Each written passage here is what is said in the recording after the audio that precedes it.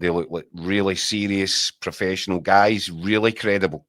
There was a real lack of tub thumping. It was just clear, concise. Andrew Kavanagh, as we said, I don't think he's the greatest showman in the world, but he dealt with everything really well. He didn't, use extra words when they weren't required. He was short and to the point, very straightforward. And I think that's exactly what Rangers have been crying out for. See, when you think about some of the guys that have gone in there full of bombast and promises of X, Y, and Z, these guys just look like they are, well, they look like what they are. They're extremely professional guys. And I think Rangers fans, there might be a lot of Rangers fans out there that are kind of unwilling to take the handbrake off a little bit in terms of emotions because they've been so badly burnt, so badly let down by so many regimes over the period of the last, well, whatever, 10 years or so, more. But I think they can afford to let themselves get excited with these guys. I've said, Dan, and I'll stick to it. I think it could get worse before it gets better. I genuinely believe that they're going to have to get used to the environment and get their feet under the table before they really get a feel for what they've just taken on. But I think you can tell just from the messaging and the way it's delivered, they'll get it right. Whether or not they get it right at the first attempt, I'm not sure. But over the period, Rangers are now in really good hands. And that should excite the Rangers supporters out there because they've waited a long time for a positive like this. I think at one point yesterday, there was something that really impressed me because there were a lot of people around it saying, well, this doesn't make any sense. Why would they want to get involved and all that? And I think he was asked at the EGM, Scott, where do you make your money out of this, Andrew? Yeah. And I think what he said was, and I love the answer, he says, look, I haven't even looked at an exit strategy. The only strategy I'm looking at right now is a growth strategy. Once we've got a growth strategy in place, then I can look at an exit strategy. And that makes perfect sense because effectively, if people are wondering why make this investment, well, they've effectively picked Rangers up for, I think that the price on Rangers right now at the trade deal that they've done would value the club somewhere in around £150 million mark, which to buy a club in Europe that is regularly going to be competing in either the Champions League or Europa League, that's a bit of a snip. So I think where the Americans are looking at this in a long-term investment is, well, if you buy a club and you pick up a value of, when it's rated at 150 or valued at 150 million, there is no reason they will see in their minds which would prevent them from multiplying that over the course of a period of however many years that they're in charge. I would say they're probably looking at a 5 to 10 year strategy to get the thing turned around. And by that point, you could be making 4 or 5 times your original investment. So it makes perfect sense, but only if they're successful. And that's the other bit that should excite the Rangers fans, because these guys, as they've said themselves, they haven't come here to fail or fall short. They believe in themselves. I like all the stuff. I think there was some stuff come out from Parag Marathi today about how they will use their experience, the things that they've learnt. He learnt at the 49ers and he's taken to Leeds United. All these processes, all these ways of turning the club around. Well, they've made the mistakes elsewhere, which means they should be able to expedite it a little bit.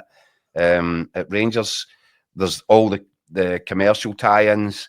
I think if I was a Rangers fan, I'd be looking at every single contract that James Bisgrove brought in and wondering if they can be escaped from at the speed of light, because these guys must be looking at that going, what is that? These are serious guys with, the 49ers behind them, which opens all sorts of commercial doors, sponsorship deals and all that. So, I think there's so much for Rangers to feel good about. But as I said, I just have this feeling that it might just take them a little while just to get used to the environment and to fully understand what it is that they've taken on here, because I'm sure that they'll think they're well prepared for what Scottish football is like, for what the rivalry between Rangers and Celtic in this city is like. I've yet to meet the person that came in from the outside and wasn't taken aback by it. And it can take a little bit of time, But I think that when they really understand the scope of it, and the boundaries and what's required, I genuinely think that they're going to be exactly what Rangers have needed for so long. Said it about a year ago, Dan, on this show. Rangers were crying out for regime change, and they've got it. And they couldn't really have wished for a more exciting looking regime change. See what you said about Marathi there, Keith. Just quickly, but it's a key point.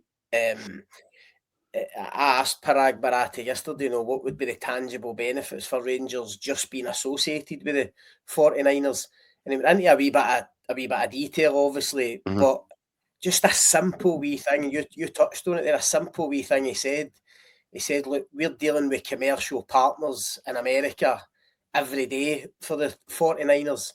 He said, and now Rangers will be mentioned in that conversation, whereas obviously before they weren't. And he says once the Rangers are mentioned, those commercial partners want to know about them, want to find out about them, maybe want to get involved.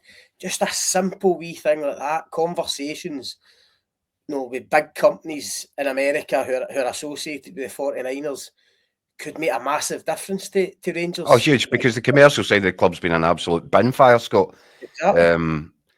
So, from the guy that, forgot to book the steel for the stadium rebuild, everything that James Bisgrove touched had catastrophe written all over it. So, they are tied into a lot of commercial deals that I'm sure the Americans will be going through with a fine tooth comb to see how you can get out of that at the earliest possible stage, and how you can start unlocking all that stuff that the 49ers bring with them. I noticed Scott as well. He said what was interesting, and you can see the point in it when you're looking to sign players.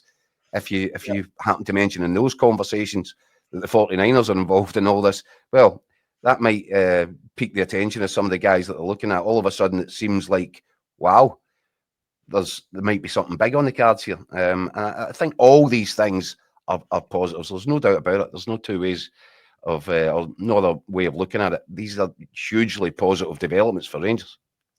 I've just got a vision in my head there of James Bisgrove this time last year playing Candy Crush on his laptop at Ibrox and suddenly going, I forgot to order the steel. That was something I meant to do. You wouldn't put it past them. We've got plenty of comments. Hello, is that British Airways? I'd like to get to the Middle East. We've got plenty of comments coming in. If you want to get involved, please get involved in the comment section. But before we do that, Rangers, Scott, a bit of transfer news. Max Aarons, we believe, is in Glasgow. He looks like he could be, or is going to join Rangers. The other one is Connor Cody. I mean, Rangers could really do with a centre-half, surely. You could do with a couple of centre-halves, probably, as we've mentioned on here before. But I think Cody would be a good start. Experience, 32, I think. 10 England caps, if I'm not mistaken. A proven leader, very vocal at the back. I think he'd be a cracking signing for Rangers if they could get him from Leicester, and obviously they're speaking to him. I think they're pretty confident of getting that done.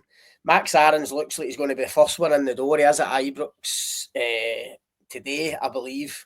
So I'd be surprised if that wasn't announced in the next day or two. You'd expect to see him at Auchenhowie tomorrow joining training, Scott, to be perfectly honest, wouldn't you? I would think so. And look, it's maybe he's not the kind of big glamour signing or multi-million-pound signing, first signing of the Russell Martin era that Rangers fans would expect him. But I do think if they can get Aarons on loan, it would be a good signing, because I do think they need real competition at right back for James Tavernier.